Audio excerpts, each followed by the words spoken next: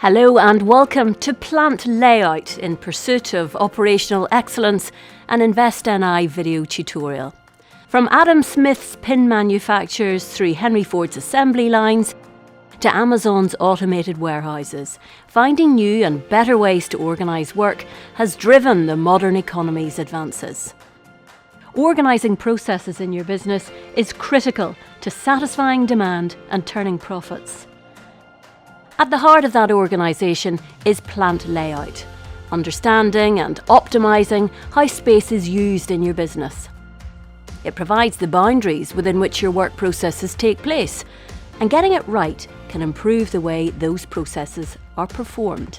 The result is efficient, low-waste production.